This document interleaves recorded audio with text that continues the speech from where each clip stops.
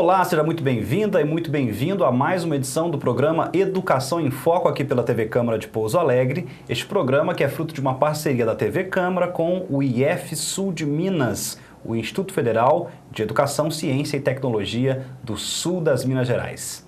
Hoje a gente vai falar sobre vestibular e sobre o vestibular do IF Sul de Minas, o vestibular agora para ingresso no segundo semestre de 2017. São mais de 500 vagas espalhadas em vários campi do Instituto Federal do Sul de Minas e são vagas tanto para cursos superiores quanto para cursos técnicos. E para falar com a gente sobre o vestibular do meio do ano do IF Sul de Minas, a gente convidou o coordenador-geral do ingresso lá da reitoria do IF Sul de Minas, o Guilherme Posidônio. Guilherme, prazer recebê-lo mais uma vez aqui no Educação em Foco. Obrigado por ter aceito o convite. Obrigado, a gente agradece a oportunidade de mais uma vez conversar e divulgar o nosso vestibular.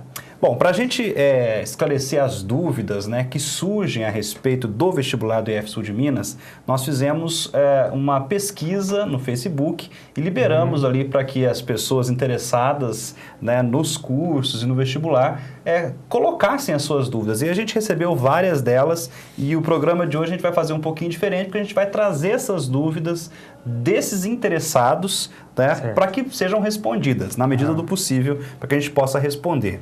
E então a gente começa primeiro perguntando, essa não é uma dúvida lá do Facebook, mas ela é importante.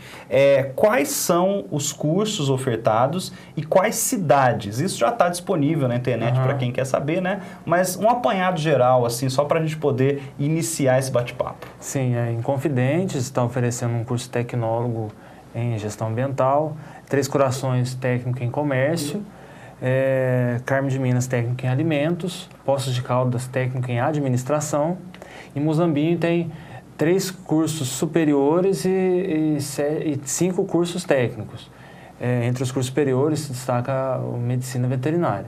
E são essas 5 cidades que estão oferecendo cursos nesse vestibular do meio do ano. Nesse segundo vestibular, que é um vestibular, então, menor do que o que é realizado no final do ano para ingresso no início, né? Exatamente. Ele só pega os cursos técnicos subsequentes para quem já tem o ensino médio e alguns cursos superiores, algumas opções que não são oferecidas no final do ano.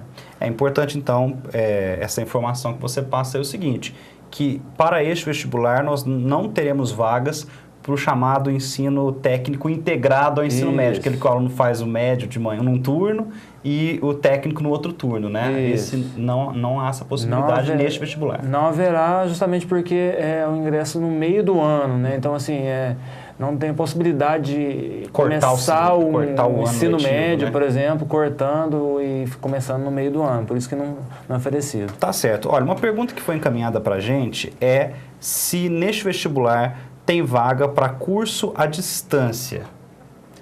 Não, nesse vestibular não tem curso à distância. A gente, há pouco tempo, fez um vestibular de pedagogia EAD, que foi o primeiro curso superior na modalidade EAD. Então, desses cursos que eu falei, nenhum deles é na modalidade à distância, são cursos presenciais. Nós temos uma oportunidade de um campus específico, é o Campus Passos, que tem um curso técnico em serviços públicos à distância. Então, apenas um curso que tem um edital separado, ele não está nesse vestibular de agora. Está aberto, mas não faz parte desse pacote do vestibular. Isso, não faz parte. E, por tradição, o ingresso no ensino à distância, ele ocorre sempre separadamente, do presencial e desses vestibulares que são feitos 2 vezes ao ano, né? Sim, sim. Ele tem sido feito à distância, sido feito separadamente do vestibular tradicional, esses que são os cursos presenciais. Tá certo. Agora, uma outra pergunta recorrente também que chegou para a gente é o seguinte, quanto é que paga para estudar no IF Sul de Minas? Não há pagamento de mensalidades, taxa de matrícula, material. Então, assim, o nosso é um ensino público gratuito.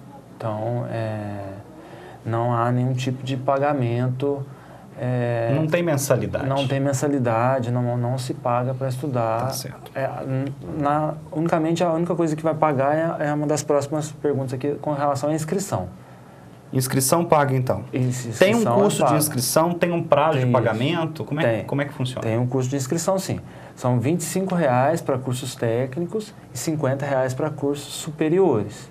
Então, é o único momento que o candidato paga alguma coisa. Certo. Agora, no IF Sul de Minas. Agora, isso tem um prazo para pagar também? Tem um prazo. O último dia de pagamento é dia 9 de maio. Então, ainda tem mais 2 semanas. O prazo de inscrições para esses cursos, ele vai até dia 8? Dia 8 de maio, isso. Tá certo. Tem um dia a mais para pagar para quem faz a inscrição no último dia. E quando ele faz, porque a inscrição ele faz online, né, Isso, Guilherme? pela internet. Quando ele faz a inscrição pela internet, ele já tem condições ali de gerar o documento para ele pagar no banco? Já é fácil isso para o aluno? Sim, é uma coisa automática. Ao término do processo de inscrição, ele responde vários questionários, tem assim, perguntas sobre o curso, sobre questionário socioeconômico. Então, assim, é um processo de inscrição com várias etapas. E quando termina a última etapa, é gerado o que a gente chama de GRU, ou simplesmente um boleto, em que ele imprime esse boleto para efetuar o pagamento posteriormente. Tá certo. Então, R$ 25,00 para cursos técnicos, R$ 50,00 para cursos superiores. Isso. E existe alguma possibilidade de isenção dessa taxa? Existe, mas o prazo já se encerrou, já se esgotou. Quem queria estar isento da taxa tinha que ter feito a inscrição antes. Que uma dispensa do pagamento da taxa não é mais possível. Agora, quem se inscrever tem que necessariamente pagar para fazer a inscrição. Tá bom. E sobre a política de ações afirmativas, né? Como é que ela funciona? Haverá uma cota para as ações afirmativas dessas mais de 500 vagas às quais eu me referi no início do programa? Sim, sim. São 50% das nossas vagas são oferecidas para, que popularmente são conhecidas como cotas, mas o nome correto são ações afirmativas. São políticas de acesso a estudantes de escola pública prioritariamente. Então, assim, se não for estudante de escola pública, independentemente do tempo que ele estudou, por exemplo, se ele estudou um semestre na escola particular, não pode. Ele tem que ter estudado integralmente em escolas públicas. Por exemplo, no caso de ingresso em cursos técnicos, ele vai ter que ter estudado todo o ensino fundamental dele, do 1º ao 9º ano, em escolas públicas. E se ele quiser ingressar num curso superior, ele tem que ter estudado o ensino médio, do 1º ao 3º ano do ensino médio, integralmente em escola pública. Então, ele tem que atender essa primeira condição estudar essencial. Em escola pública. Estudar em escola pública. No caso de cotas raciais, mesmo assim tem que ser oriundo de escola pública? Sim, sim. A escola pública é a condição essencial. Sine qua non, é a primeira condição. Primeira Sem condição. Estudar integralmente escola pública não tem cota. Não pode ser preto, pardo ou indígena e pode ser de qualquer tipo de renda, porque tem essa divisão, né? Porque as cotas, as políticas de ações afirmativas, elas vão subdividindo. A primeira condição, então, é a escolaridade em escola pública, né? Ter estudado em escola pública. E depois ela tem uma divisão por renda. Renda inferior a um salário mínimo e meio por pessoa da família, né? E renda superior a um salário mínimo e meio por pessoa da família. E depois tem mais uma divisão, que é a questão que você colocou, racial. Então, se a pessoa se autodeclara preta, parda ou indígena, ela pode também ter uma possibilidade, né? Nicho então, ali, né? Isso. Então, resumidamente, são 4 cotas, ações afirmativas. Então, uma que ele estudou em escola pública, ele tem uma renda inferior a um salário mínimo e meio e é preto, pardo ou indígena. A segunda, estudou em escola pública, é preto, pardo ou indígena e tem uma renda maior que um salário mínimo e meio. Ele estudou em escola pública, a terceira. Estudou em escola pública, não é preto, pardo ou indígena e tem uma renda inferior a um salário mínimo e meio. E, por fim, ele é estudante de escola pública, ele não é preto, pardo ou indígena e tem uma renda superior a um salário mínimo e meio. Então, quer dizer que a escolaridade, do ponto de vista de onde se cursou, renda e a questão racial. Isso. Quando acontece de alguém se autodeclarar preto, pardo ou indígena, mas visivelmente essa pessoa não é negra e nem indígena, existe algum tipo de ação que acontece e essa pessoa, depois ela é impedida de ocupar aquela vaga que ela ocupou porque disse que era negra ou seja, preta ou parda ou indígena? O que acontece? O candidato, depois a gente vai conversar um pouco mais sobre isso, ele manda documentos para concorrer a essas 4 ações que eu falei. Além dessas ações, tem a ação para deficientes, que ela é separada. Né? Mas ele manda documentos. E um dos documentos é um termo de autodeclaração, porque autodeclaração, a pessoa pode, como você disse, ela pode se autodeclarar preta, pardo ou indígena. Inclusive no IBGE mesmo, né, quando faz aquela pesquisa, é uma autodeclaração. Exatamente, né? É uma autodeclaração. Então não é o entrevistador do IBGE, como você disse, que fala, eu acho que você... Olha para a cor da pessoa e fala, né? Não, você é branco ou você é pardo e tal. Então, assim, se ele envia esse documento, é aceito, né? Ele consegue entrar por uma ação afirmativa que ele se beneficiou dessa condição de preto, pardo ou indígena. Mas posteriormente é apurado, há uma denúncia, há algum tipo de apontamento que ele está se beneficiando indevidamente, né? Ele não deveria ter ocupado essa vaga, há um procedimento de verificação, né? Há uma montagem de uma comissão que vai apurar isso aí, ele pode perder a vaga. Tá certo, então. Então o pessoal tem que ficar esperto, porque não dá para simplesmente fingir, simplesmente mentir para ocupar a vaga de alguém que realmente esteja nas condições para as quais as cotas foram criadas. As cotas são uma conquista muito importante, tanto dos alunos de escola pública, quanto das pessoas de baixa renda e quanto também das pessoas negras e indígenas no Brasil, que a vida inteira tiveram muita dificuldade para o ingresso nas instituições públicas de ensino técnico e superior. Então, por isso, a gente tem que ficar muito atento em relação a essa questão. Só complementando essa informação, a autodeclaração é do candidato. Tá? Então, assim, se ele tem um pai, ou uma avó, ou um avô, ou a mãe, algum parente dele que poderia ser considerado branco, né? Um preto ou um pardo indígena, mas ele próprio não apresenta essas características, então, assim, a pessoa que vai ser verificada é só o candidato. Uhum. Então, às vezes o pessoal fala, mas eu sou afrodescendente. Não. A pessoa que está concorrendo ali, que ela está se beneficiando, ela tem que ter essas condições. Certo. Não importa, às vezes ela pode ser preta ou parda e os pais mais claros ou considerados brancos e ela... Ou seja, é uma questão de fenótipo mesmo. Fenótipo assim, do né? candidato, unicamente. Né? Só o fenótipo do candidato. Assim, a condição assim, de não vai analisar a árvore genealógica. Não vai analisar a família, não vai analisar nada disso, é só ele. Tá certo. Bom, como você disse, né? Quando eu quero concorrer a uma vaga de ação afirmativa, como é o caso que a gente está colocando aqui, é preciso enviar tudo por documentação. Sim. Né? Então, a primeira pergunta em relação a isso é quais documentos é preciso enviar para concorrer nas vagas de ações afirmativas? Sim. Um geral, né? Porque são muitos documentos, talvez, mas um são geral. Muitos documentos. Então, como eu disse, ele tem que comprovar que ele estudou em escola pública. Então, esse é um documento comum às 4 ações citadas. Um histórico, por exemplo? Um histórico escolar, por exemplo, poderia ser uma forma de comprovação. E no edital tem um modelo também de declaração que a escola assina e tudo mais. E depois, você tem aí, por exemplo, para comprovar a renda. Se ele tem a renda inferior a um salário mínimo e meio, ele tem que enviar uma série de documentos que comprovem que a família que ele está não tem essa renda, não vai ultrapassar essa renda, que a renda é inferior a um salário mínimo e meio. Para quem tem uma renda superior não precisa comprovar, basta...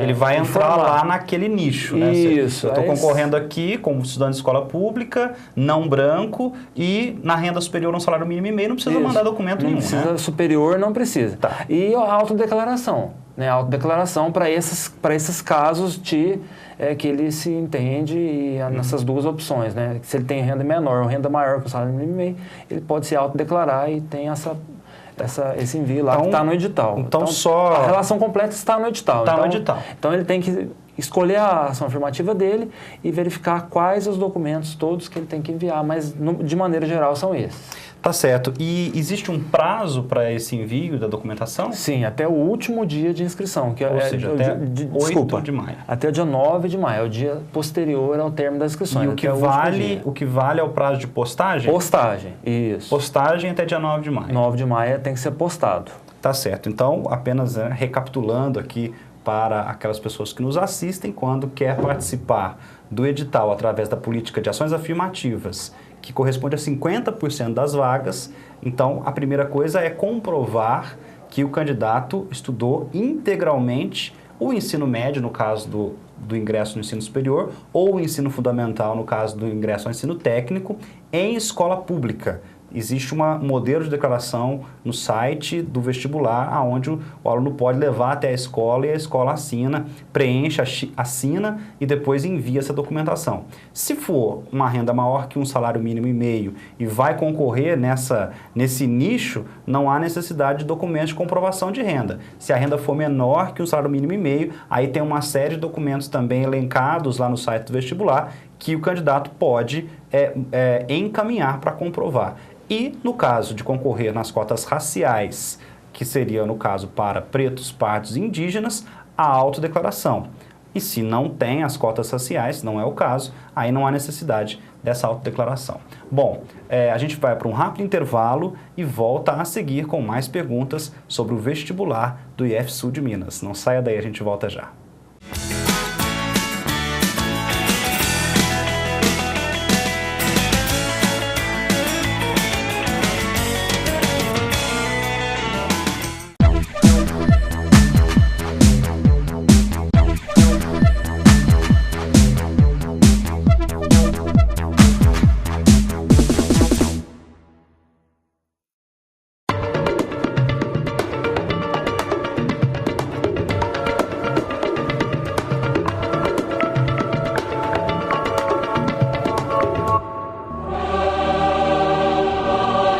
A Capela de Santa Doroteia teve sua pedra fundamental lançada em 1922.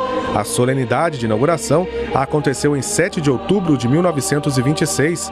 A capela fazia parte do Instituto Santa Doroteia, que naquela época funcionava onde hoje se localiza o Conservatório Estadual de Música. As obras das educadoras de Santa Doroteia em Pouso Alegre duraram 67 anos. A pedido do arcebispo Dom João Bergese, a capela passou por uma reforma em 1994, obra realizada pela Associação das Antigas Alunas do Colégio Santa Doroteia.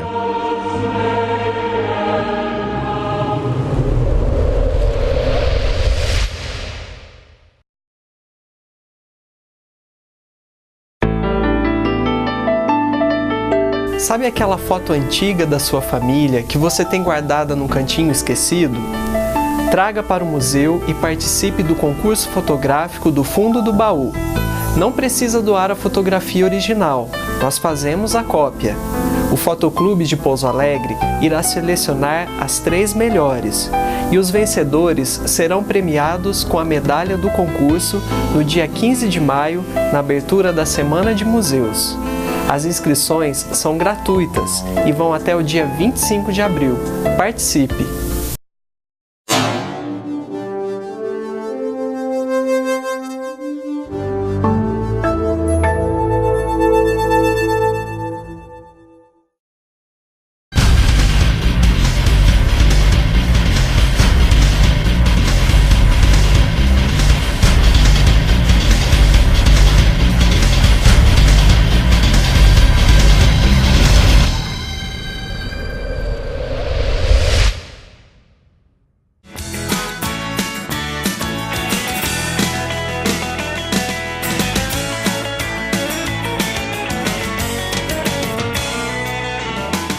Muito bem, nós estamos de volta com Educação em Foco, edição desta quinta-feira, onde nós estamos tratando do vestibular do IF-Sul de Minas. São mais de 500 vagas em cursos técnicos e superiores, espalhados aí pelos campi do IF-Sul de Minas em toda a nossa região.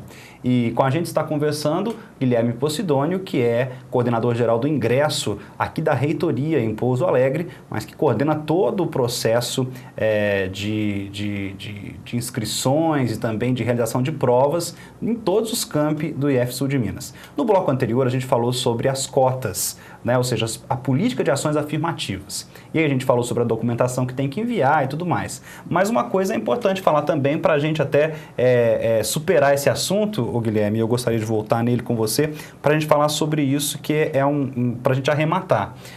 Depois que o aluno faz toda essa entrega de documentação para concorrer pelas cotas, ainda vai existir uma análise e depois um resultado para saber se esse aluno foi mesmo contemplado ali com a concorrência nas cotas ou não, antes da prova, né? Exatamente. Como o prazo é até o término do pagamento, né, dia 9 de maio, né, ele tem que mandar esses documentos, eles são analisados por uma equipe nossa, né, de cada um dos campi. No caso de renda, envolve as assistentes sociais, né, que fazem a análise dessa documentação. No caso das cotas que não envolvem a renda, ela é uma análise mais simplificada, que tem que ter uma análise de um pessoal da secretaria escolar das unidades. Então, quando há essa análise, é divulgado um resultado, né, de quem foi aceito, vamos dizer assim, né, para concorrer dentro de cada uma das 4 ações afirmativas e também para deficientes. Então, assim, após esse resultado, o candidato que ele não se enquadrou, né, ele pode entrar com recurso e tudo mais, e se ele não se enquadrou em uma das ações, ou seja, se ele foi indeferido pelas ações afirmativas, ele vai ser reencaminhado. Se ele não encaminhou documento nenhum, se ele não mandou nenhum documento, ele vai direto para ampla concorrência, né, que é uma concorrência geral, né, com todos os candidatos. Se ele mandou algum documento e foi aceito parcialmente, aí ele vai ser reencaminhado para aquela ação que ele se enquadrou ali parcialmente. Certo? Vamos imaginar, só para título de exemplo, ele queria, num nicho de cota, que é estudante de escola pública, com menos de um salário e meio por pessoa do grupo de família e negro. Sim. E, de repente, ele provou que ele estuda em escola pública e colocou ali a autodeclaração de que ele é negro. Sim. Mas ele não conseguiu provar que a família dele ganha menos de um salário e meio. Isso. Então, ele vai imediatamente ser colocado no outro grupo de cota. Ou seja, do estudante de escola pública negro, só que com renda superior a um salário e meio. E se ele não provou nada, ele vai para a ampla concorrência. Exatamente. Mas se faltou o documento de escolaridade, por exemplo, esqueceu o histórico escolar ou a declaração lá, já vai direto para a ação afirmativa. Certo. Ou se não mandou o documento para a concorrência. Agora, ele não perde a prova, né? Ele não tem direito de fazer a prova. De maneira nenhuma. Ele vai fazer a prova, mas então na ampla concorrência, com todos os candidatos, né? Da mesma forma. Ele pagou a inscrição, ele tem todo o direito de realizar a sua prova. Ok, agora falando sobre um outro assunto, sobre os conteúdos da prova, né? Quem quer estudar, se preparar para a prova, deve estudar quais conteúdos? No site a gente tem o detalhamento dos conteúdos, mas assim, para técnico, português, matemática e redação. E para superior, português, matemática, biologia, física, química, geografia, história e a redação também. Então, no site tem um link lá que se refere aos conteúdos programáticos, que tem o detalhamento de cada matéria. Basicamente, no caso superior... Língua estrangeira também, a gente cita. Ok. E basicamente, no caso do ensino superior, seriam os conteúdos típicos do ensino médio. Do ensino médio, exatamente. O currículo do ensino médio, né? Isso. Agora, as provas vão acontecer em que data e em quais locais? As provas vão acontecer no dia 4 de junho de 2017, unicamente nos campi onde há vagas. E se o candidato escolheu, por exemplo, Muzambinho, ele vai ter que fazer a prova em Muzambinho. Então, ele não pode escolher uma cidade diferente da onde ele vai estudar. Certo. Se ele quer fazer medicina veterinária, mas ele mora aqui na região de Bom Repouso, por exemplo, que é pertinho de Inconfidentes, ele não pode fazer a prova em Inconfidentes. Ele tem que se deslocar e fazer a prova lá em Muzambinho. Se deslocar e fazer lá em Muzambinho. Se ele escolher um curso e vice-versa, da mesma forma. Se ele é de Muzambinho, mas escolher um curso em Inconfidentes, ele tem que ir em Inconfidentes fazer a prova. Tá certo. Uma pergunta que, na verdade, aí você vai responder de acordo com a sua experiência, que você adquiriu aí ao longo desses anos todos, cuidando do vestibular do IF Sul de Minas, que é assim, o que pode e o que não pode no dia da prova. A gente sabe muita coisa pode, muita coisa não pode, mas com a tua experiência aí de já ter acompanhado vários vestibulares, né? Você deve saber quais são as principais questões, assim, que envolve comportamentos, práticas e até condutas, né? Assim, seja de materiais ou seja condutas pessoais mesmo. Ele só deve levar, né, o que pode, né? Respondendo o que pode. Só deve levar o essencialmente, estritamente necessário para fazer a prova, né? Que é o seu comprovante definitivo de inscrição, que ele vai ter acesso a esse documento na semana da prova, né? Ele vai ter acesso ao local da prova, à sala de prova, é um documento que é importante ele levar para localizar mais facilmente a sua sala. O seu documento de identificação é essencial, sem ele não consegue fazer a prova, carteira de habilitação, carteira de identidade, etc., né? Todos os documentos que estão lá no edital, e o material caneta, lápis, né, borracha, que ele vai fazer a prova. E se comportar assim, que não pode, né, ser agressivo com quem está aplicando, né? Tem que ter tumultuar, né? Fazer protestos e nada desse tipo, né? Então, não pode chegar atrasado. Não pode chegar atrasado, então é essencial. Você fechou o portão, não faz nem a prova, nem entra no local da prova.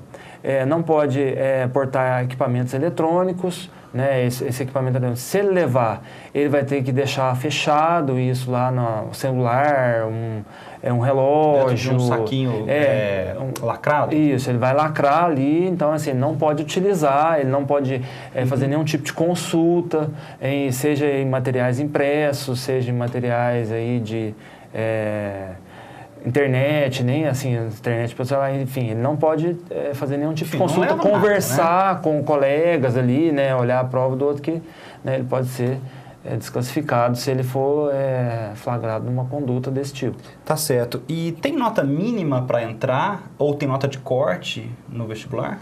Não tem nota mínima. A nota depende exclusivamente do curso que ele está fazendo. A única forma de corte, vamos dizer, nível dos candidatos, isso, né? Do nível do candidato, do conhecimento que eles estão apresentando ali, não do conhecimento, porque a prova às vezes não consegue retratar exatamente o conhecimento, mas enfim, é a avaliação ali da prova. Ele só não pode zerar na redação. Então, o único critério que vai eliminar o candidato é tirar nota 0 na redação. Agora, as outras matérias, ele pode até zerar, mas nota de corte. Não tem uma nota de corte, seja por matéria, seja por eixo, seja nenhum tipo de nota de corte. Aí vai depender da concorrência com os demais candidatos. Claro que tem cursos que tem candidatos que vão tirar notas maiores, aí sim, naturalmente vai ser mais difícil passar. Cursos que concentrem candidatos com melhor desempenho, naturalmente são cursos onde a nota para o candidato ser aprovado passar vai ser maior, vai ser mais exigência. Não é a nota de corte estabelecida previamente, é uma nota assim que vai ser, por exemplo, a nota de corte pode ser considerada a nota do último colocado entre os aprovados. Se um curso tem 30 vagas, a nota do 30º... Mas não é prévia, não é prévia, é a nota do melhor classificado. Isso, né? Porque às vezes do pior classificado, mas que está dentro das vagas. Às vezes o candidato considera que não foi muito bem, mas é sempre bom, então, esperar o resultado final, porque às vezes, de uma maneira geral, o pessoal não foi tão bem, né? Às vezes a prova estava muito difícil, as pessoas acabam não indo tão bem, e aí abaixa aquilo que a gente chama da média, né? A média da prova. Agora, uma dúvida também do pessoal do Facebook, que diz o seguinte: eu fiz a prova, conferi o gabarito ou o resultado e não concordei. O que eu faço nesse caso? Ele tem um prazo para entrar com recurso. Por exemplo, eu tirei nota 10 na redação, mas deveria ter tirado 20 ou uma nota superior. Então, ele tem um prazo, ele tem um formulário que tem no edital, que ele pode preencher esse formulário, ele tem que preencher esse formulário e protocolar, seja por e-mail, no campus, perdão, ou mandar por e-mail. Aí ele vai ser analisado, isso aí, pode ser que a nota seja alterada. Então, ele pode recorrer, entrar com recurso contra quando não concorda com a nota. Ou com a alternativa lá da prova, isso, né? por exemplo, eu acertei...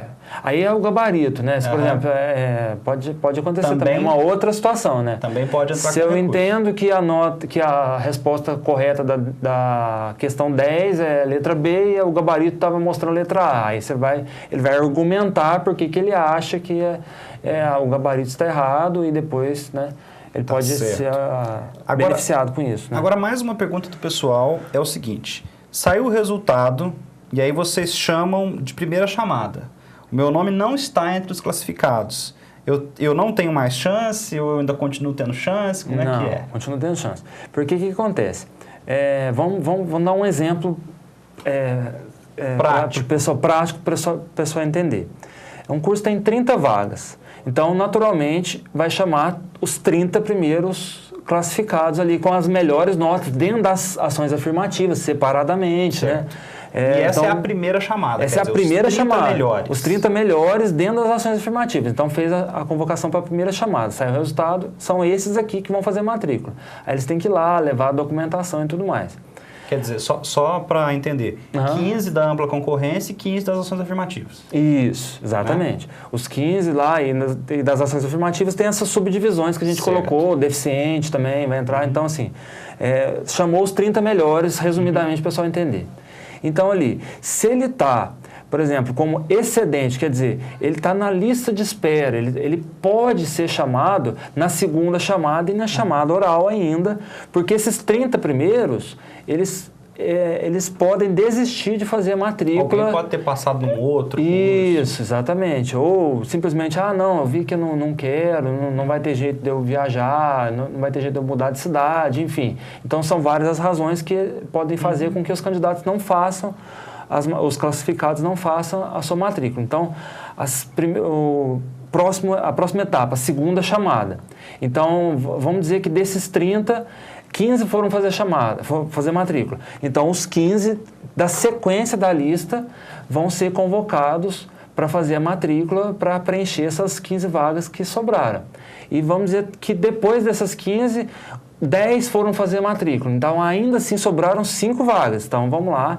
Os 5 primeiros, os 5 próximos da lista são convocados, só que na chamada oral, que é esse momento seguinte, na verdade, são convocados todos os candidatos que ainda têm interesse pela vaga, então ele tem que participar de uma reunião lá, que a gente chama de chamada oral, né?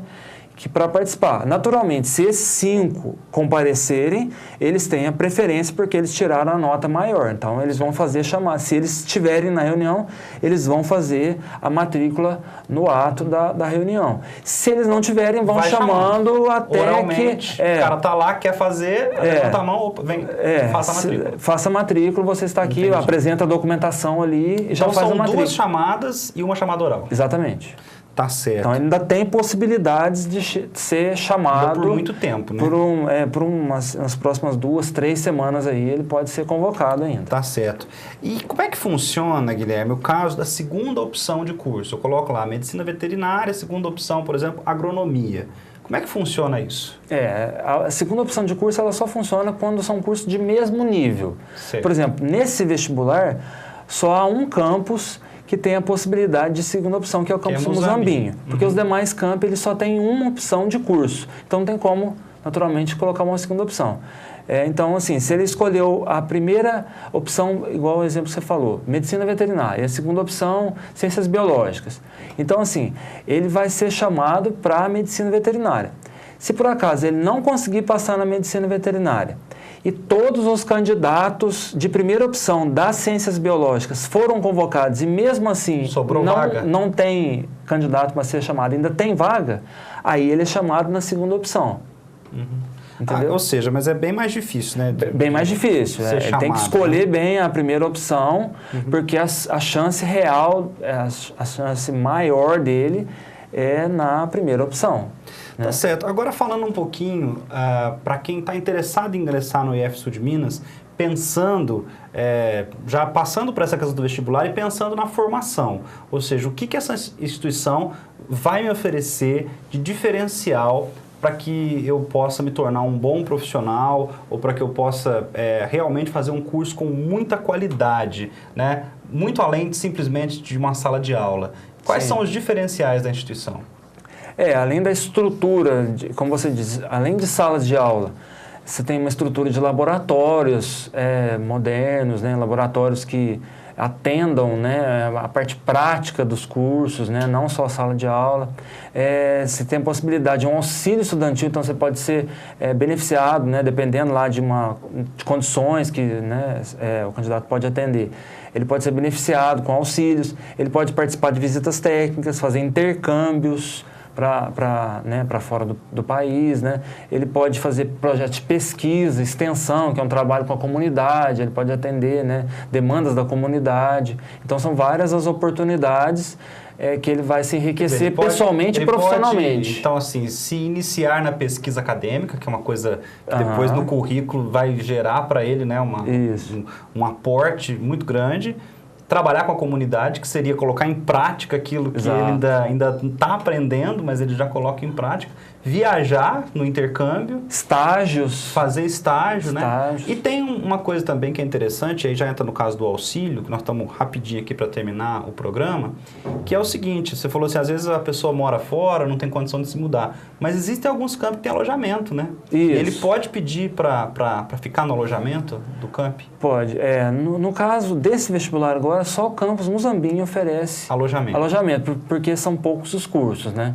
Então, ele tem essa possibilidade, né, de ficar em alojamentos e facilitar a sua permanência no curso, né, sua conclusão do curso. Tá certo. Bom, Guilherme, para obter mais informações sobre esse processo seletivo, qual é o endereço, como é que o candidato pode fazer, tem algum telefone, o que é possível a gente passar aí de informação para facilitar a vida de quem está nos assistindo? Sim, o candidato ele vai entrar no www.ifsudminas.edu.br/vestibular, né, e se ele tiver alguma dúvida, né, se a gente não pôde esclarecer todas as dúvidas aqui, ele pode nos telefonar na reitoria, né, no site ele tem, ou mandar um e-mail, no site a gente tem um e-mail e o telefone de contato também para ele esclarecer as dúvidas. Lá no site aparece tudo isso? Isso. Tá certo, então. Bom, Guilherme, muito obrigado, viu, pela sua participação aqui, pela sua presença e esclarecer essas dúvidas e bater esse papo com a gente. Mais uma vez agradeço pela oportunidade, estamos à disposição.